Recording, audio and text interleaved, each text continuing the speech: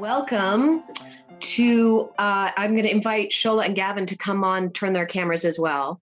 It's like we're just walking into this virtual room together. Hi, Gav. Hey, Sola. Thank you for joining us for this weird experiment that we're doing this year. We always like to do talkbacks about the plays so that we can deepen our understanding and have you have some opportunities to talk to the actors about their experiences in storytelling.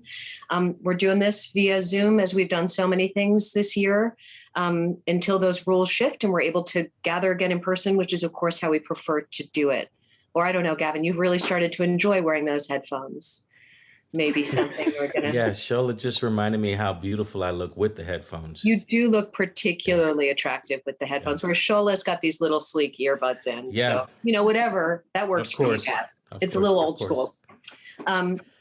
So I'm going to welcome Gavin Lawrence and Sola Thompson, who are extraordinary in Mountaintop. Thank you. In the chat, you'll see that we're encouraging you to type your own questions in the Q&A so that we can let you have some participation in this event. I have lots of things I'd love to chat about. So until then, unlike most talkbacks, I don't know how many people here have seen the show yet or who are going to see the show. So this feels a little more like a Beyond the Plays, where we used to meet in Jean's place and talk about the themes about the play. And we had a little more care about spoilers. So I'm going to try to keep us a little oblique about some specifics in the play in case some of our audience hasn't seen them.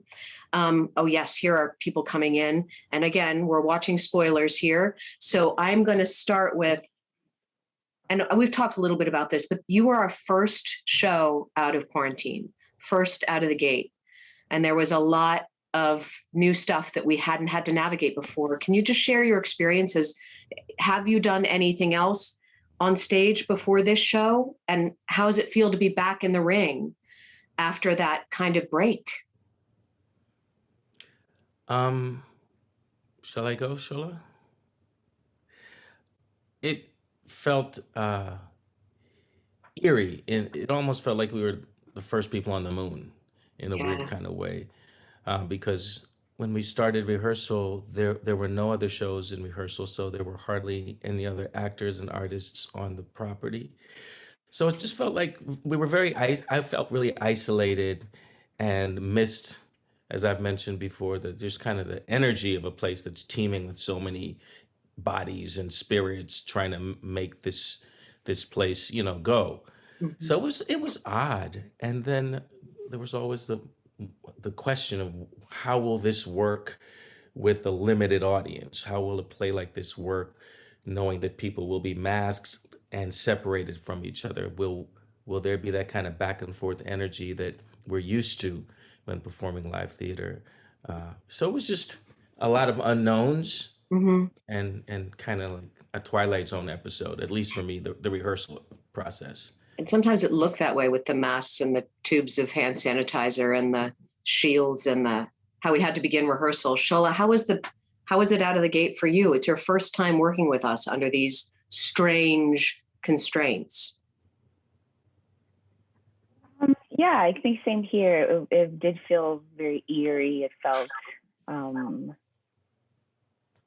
just bizarre. It's like, whoa, we're really gonna do this, because for some time I was kind of like, we'll see if it happens.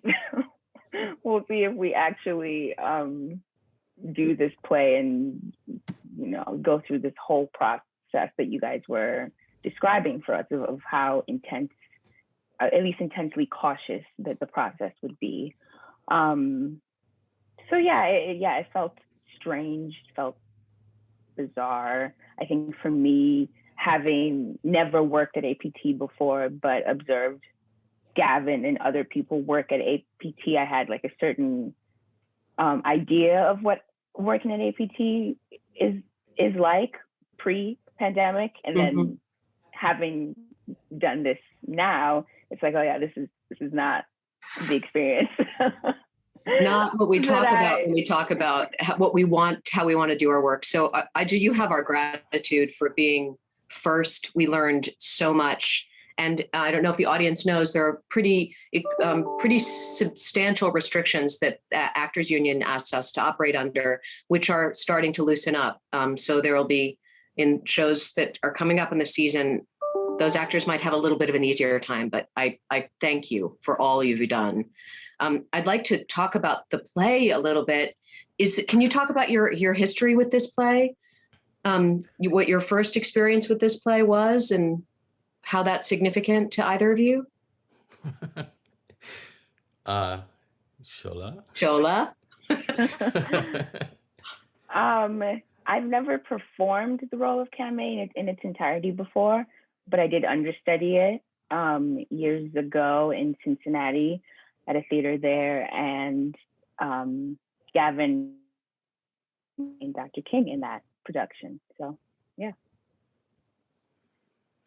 Yeah, I had auditioned for it before at I think a couple of other theaters and didn't get the role, and then I was asked to do it at Ensemble Theater Cincinnati. Yeah, 7 years ago. It was a wonderful opportunity. Then it was even more, well, I won't say necessarily more, but it was poetic in that we did it in April of that year. So we actually did it on the date of Dr. King's assassination, the anniversary of that. So it just had a different kind of weight to it when I did it 7 years ago. But then, that was also where we first met. So it's nice to get to kind of come full circle with a piece and do it like, I think, at least I'll speak for myself, I would have liked to have had, time with Shola on stage then. So now we get a chance to do it. For those in our audience who aren't aware that Gavin and Shola are married to each other. So that's not unusual at APT that couples are acting together, but I know it doesn't happen all the way across the country. But I love that you met on this play and that you were able to share the story together for our audience.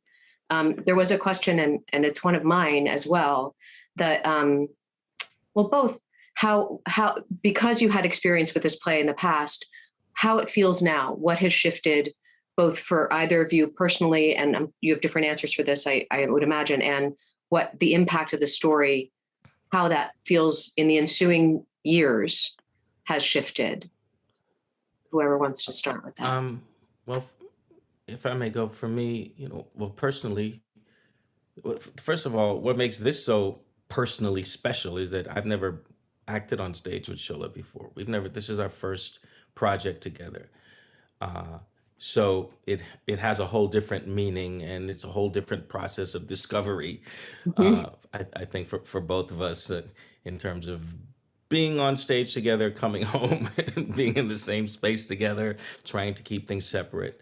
And then in terms of what the play deals with, there's so many avenues I could go down with that. I think a lot about how Dr. King would respond to the distance we've traveled or not traveled if he were to land in 2021. And it's disappointing, and it's sad, and it's disconcerting that so little has been done to change what he was trying to have a hand in changing in the 60s during the civil rights movement. And so I feel like we as a country have at times fooled ourselves into getting comfortable with what we think is change, when in fact, as we've seen recently, not a lot has changed. So I don't know, for me, it's even more ridiculously ironic now than it was when I did it in 2014. Shola, for you? Yeah, I think the distance that we've traveled or not traveled is especially like every night when I do that end monologue where I'm listing all of these events that Katori Hall writes into the play and then we see on the wall. Yeah, and I think performing this or doing this show in 2014 during Obama's presidency is also different than doing it in 2021 post 45's presidency. And it's, I think, it is a stark difference. It is at times really disappointing, but I think that the message that Katori Hall writes still stands and it still holds true, and it's really amazing what she was able to do. That every night Dr. King gets to, however he feels about the events that have taken place since his assassination, he still gets to ask the audience and plead with the audience to pick up that baton.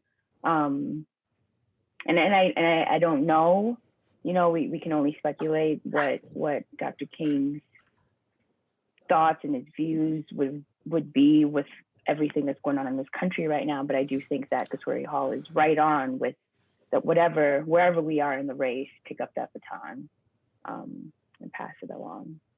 Yeah. Thanks. I mean, it does end with, it requires something of the viewer. It engages directly. This piece engages directly, particularly, as you said, Shola, at the end, with the audience, wherever the audience is. So certainly we would see this differently today than we saw it in 2014. And the play's been around for a while and continues to speak, as you said, in a way that is disheartening. But we continue to add images to that slideshow in ways that are, sorry, I should be cautious, but yeah, indeed, it does. I hear both of those things.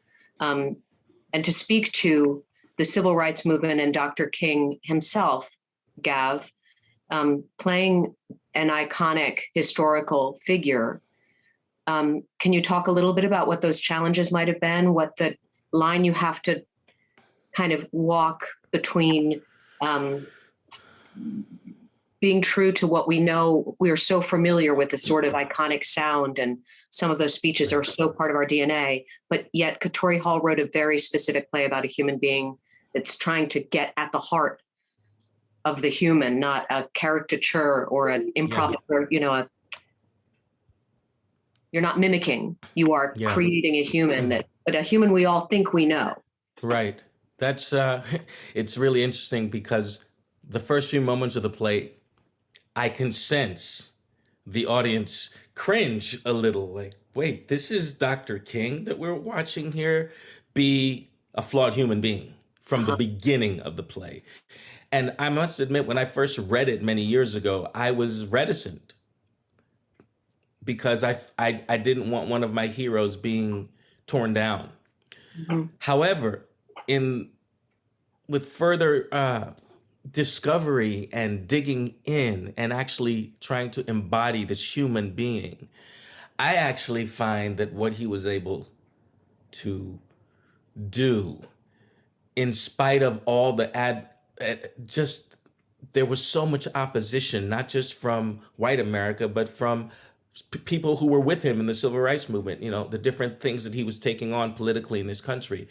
The fact that he, as a human being who lived in fear, who really did not want that path, did not choose that path, it was kind of thrust upon him, for him to still be able to do those things that he did and fight the fight that he fought, for me, actually elevated him in a way that I had not. I saw 3 dimensions of a human being in a way that I hadn't necessarily seen before when I was just looking at this icon who was one of our heroes. So, and as you said, she clearly writes it for the actor to not try to mimic Dr. King. And I was relieved about that because I would never want to try to do that. At the same time, there are certain moments where you hear the orator in him, and it's almost impossible to not pick up some of his melody, some of his rhythms. But that's what's so beautiful about this play. She writes it so that you can walk this beautifully crafted fine line between the icon, the human being, and the spirit that was there. Yeah. I see those moments in the play where it becomes, you allow Dr. King to be a little performative. You see him choosing to put on the king. And she even writes that. She even writes that in the stage directions at certain times in the King voice. You know? Yeah. Since we're talking about although Camae, the character you portray, is not a historical figure, it is a period play. And knowing you as I do as an actor, this place and this period is quite a distance from what we know, our experience. I mean, even the look, the feel of a character when you as an actor put on a costume or see a rendering and you're like, oh, okay, that's who I am. Can you talk a little bit about your discovery and finding your place in this world? Yeah. And your dialect work is amazing. So finding a way to orally place us, that's your job. It's a big job to put us in that place. So I'd love to talk a little bit about how you discovered your way in Camae. Yes, it's been a very gradual, piece by piece. And even I feel like I have discovered more about Camae in the last 3 weeks of performing the play. So that has been a joy for me. But yeah, I think the dialect definitely places me in the world, and I think something that Katori Hall explores really beautifully is the class difference between Camae and King. And I think that gives me as the actor an opportunity to find another way into Camae, is that she is at a different class than Dr. King. And I think what the kind of not just the contrast is there, but also the dialogue between those two things, because class is I think really important to understanding the difference between these two characters. There are differences in ideology sometimes, the differences in the way that they express themselves.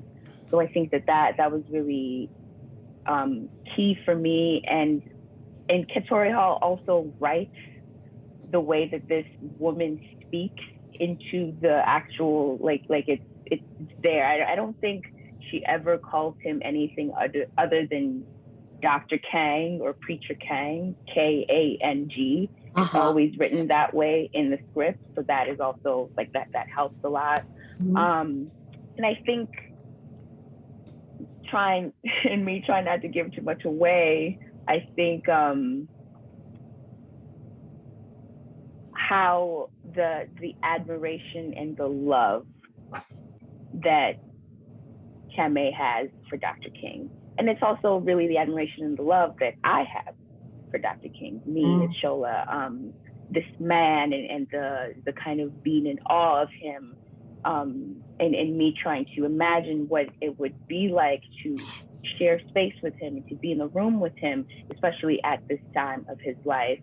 I think all of those things, there's so many rich things that Katori Hall is endowed this character with, that it's just like I'm continually digging and peeling off the layers. It's a lot more rich, I think, than I initially gathered in just like a first read of the play, or even subsequent many reads of the play. Actually doing the play, I see that there's so much there for me to consider and really take in my portrayal of Camae. And I think it is really lovely. I found this out doing the play, working on the play this time, that Camae is Katori Hall's mother's name. So she wanted, her mother always told her, relayed the story of wanting to meet Dr. King, and this is kind of like the playwright's way of putting her mother in the same room with her hero that she never got to meet. I love that story. I love that art can do that for writers and for actors, for you to be able to use your imaginary work, like use that work to be able to put, because in many ways, Camae is our guide through this story, and his guide, as it turns out, but also, so we follow as you do, and we see, and we had a conversation with Khalid Long about this, and he shared that story about her mom, who had wanted to go see him that night and wasn't able to, and that this was their sort of gift to her mom, to put her there. And I I think I'd love to talk a little bit about, oh, look, there are questions. I'm just ignoring the fact that we're at a talk back and just talking to you. uh, um, there's a question. How did you feel about the offstage characters that were called or discussed? I'm not sure I know what that means, but certainly there are other historical figures that are, Reverend Abernathy and Malcolm X is discussed, and there are other. I think that's what we're getting at. I mean, of course, for those of us who don't know, Dr. King's closest friend, as he said in many interviews, was Dr. Ralph Abernathy, also a pastor. I think, for me, I'm not quite sure what the question is in terms of how do we feel about these other people. I just know that I did a lot of research on him, as well as Coretta Scott King, to whom Dr. King has a conversation with. Malcolm X, of course. I have a picture of, as you may know, because you do know, you made the copy of it for me, of Dr. King and Malcolm X the one at time their one they meeting did meet.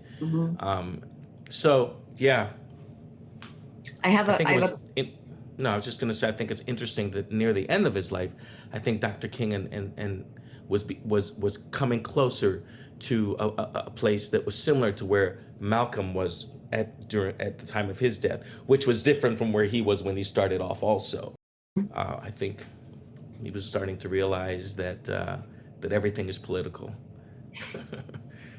Yeah.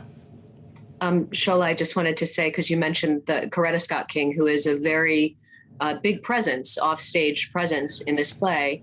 And there is one of our audience members who said, just a compliment to Shola, I was so impressed with you as you sat in the chair while you talked to his wife. You become the focus rather than the call. So that nice way to take the focus away from. I think that's meant as a compliment. What we are learning is what you're learning about their marriage, and Katori Hall built that in. What you're showing us through your response, what we are seeing him as a man in a marriage, not an icon. And so I think I love that moment too. I've seen the show from from all sides of the house now, but it's fun to be able to have the privilege, as I do, to see it multiple times, to be able to focus on one or the other of you at any given time. So I agree with our audience. That is a beautiful moment. Scene stealer. I should have, yeah. Keep it up, Shola. Let him fight for it. There's a question, a comment about our Zoom production of Are You Now or Have You Ever Been by Carlisle Brown that we did, in which you play another iconic historical figure. How is that different or the same? Did you have some of the same struggles? I mean, and as our audience pointed out, aside from the obvious that you got to be in front of humans with a human acting and not just on the Zoom. Well, I think Are You Now was written in a very, very different kind of way. So I think we were able to take certain liberties with when we wanted to sound like Langston Hughes and when we wanted to sound like the poet in the poems that he had written. Because for those of us who may not have heard Langston Hughes recite his poems, it wasn't a fun thing. He could write these amazing poems, but in terms of his art, it just was not happening. So I found that there was just less weight for me in playing Langston Hughes as compared to Dr. King. And David Daniels did a great job with where he allowed me to go to explore certain aspects of it. But again, I had done that play once before too, so I had a certain kind of familiarity with it. You do play James Baldwin in that play. Well, yes, thank you. It's so funny. Doing these plays, one thing I am inspired to do, and maybe I'll get back on the horse finally. I would love to create, I know there's a movie coming out about James Baldwin, but I would love to create a stage, a one-person show about James Baldwin and about Coretta Scott King. Okay. About Coretta Scott King, because she was, oh my goodness, talk about courage and sacrifice, and how she was able to maintain such grace during such difficult and ugly times. She was amazing. Yes, Actually, please write those pieces. yeah, I've really fallen in love with her as a human being this time around. One of the great gifts of being able to do theater is we are allowed to do deep dives in ways that we don't often get a chance to in our busier lives, like to have knowing we're going to produce this show, to be able to do that exploring. And I have a question. Oh no, how can it be almost? So I thought Shola's performance was amazing. I was especially moved by the sermon delivered while she stood on the bed. And this is a great question. What did that feel like to deliver that speech to our largely white audience? The challenges that is just, we can't know. So can you speak to that?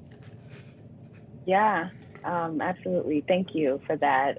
It's nice to hear someone say that they liked that part of the play. I mean, it's a gorgeous moment. Yeah, I've actually recently was talking with Gavin about this, is that I feel, and every time I do that speech, I feel very exposed, very vulnerable. It's a little, I think if I really thought about it, if I really let myself go there, it might be scary. It's like actually a scary thing to do. But Katori writes it into the play, gives the character this platform to say these words. And I feel like I need to honor that. So I go full steam ahead into it as much as I can. I really lean into it and lean into the discomfort. And it is uncomfortable to do this in front of a largely white audience. I feel the discomfort coming my way, and sometimes I feel people pull back from the play after that moment. But I think what's so beautiful about it is that it's a journey. We go on this journey, and as audience members, as characters, as actors, we agree to take that journey with both Dr. King and Camae.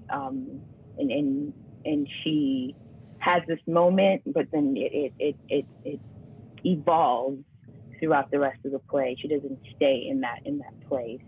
But yeah, it's a vulnerable moment for me. I think it's a really important point to bring up that our audience may not be aware. We have these discussions internally about what the cost is. What is the cost when coming into a largely white institution? You're doing this play for a largely white audience, and putting yourself in a place of that vulnerability is a gift to us that we are aware of and grateful for your efforts and for your willingness to be in that vulnerable place. And we have seen the effect this play, the storytelling, has on the audience. It's extraordinarily impactful. And without that impact, I know, Gavin, you have spoken that you will only have a certain amount of capital. And if you're not you're going to spend that capital in a way that you feel like is going to be impactful. And I hope that this story, told in the way we are telling in this production, gives you that satisfaction that makes some of that cost, pays back some of that cost. I'm grateful to both of you. There's just a thank you. This is a simple yet powerful feeling for me. My husband and I love attending plays, and we're so bereft during the pandemic that we couldn't participate in this spiritual experience. We both want to express our gratitude to both of you consummate actors, our eternal gratitude for creating this beautiful play as our way back to theater. So I have heard that. Thank you for that comment. That it is, in fact, very impactful. And it makes me feel better that you're both up there together. I mean, this is my auntie in me that is wants to make sure everybody's herded into a safe spot, and that theater is asking, that this story is asking stuff of you, that you continue to show up. And 8 shows a week, 7 shows a week, which is gotta be pretty grueling. I'm just going to be sorry to see it go, but you'll probably be ready to take a little break. I think so. I mean, typically you don't get, as Shola said, you've learned so much of the past 3 weeks. in a normal APT season, we get it twice a week, maybe 3 times a week, which keeps it really fresh because you're scared all the time. But it doesn't allow what you've described. I can't wait to see it again before closing, the deepening and the way a play that is as poetic and beautiful as this one continues to open up to you. So I hope that continues. Is there anything else you want to share with our audience before you take your headphones off? Thank y'all for coming back. Yeah. And thanks for taking the journey and doing your own part when it comes to carrying the load, you know, because we're all on the same track, whether we realize it or not. So yeah, we have a price to pay. The audience has a price to pay. But at the end of the day, I think, I hope we're in a better place, a more forward-moving place than when we entered the theater. Every night, for me too, you know, just the discovery of what's possible when it's about humanity and the human spirit, as opposed to race, color, religion, sexuality, all that stuff. This play really gives us a chance to find that if we're open and willing. Thank you for that. I also want to encourage our audience to continue this discussion, and get some more words in your head, some more words from beautiful writers. Gavin is curating and posting a series of videos that may shift into a podcast called In the Wake of Our Shadow, Black Voices. And we've had some incredible guests already, all of that you can access on our website. You've had conversations with Carlisle Brown, as we've discussed, and you're going to have there are more coming. There are more wonderful guests to come. Amy Kwan Barry. So Gavin will be talking to poets and choreographers and novelists and playwrights about Black voices. And I'm excited for you all, those of you who come to all these things, to continue on the journey with us. So thank you.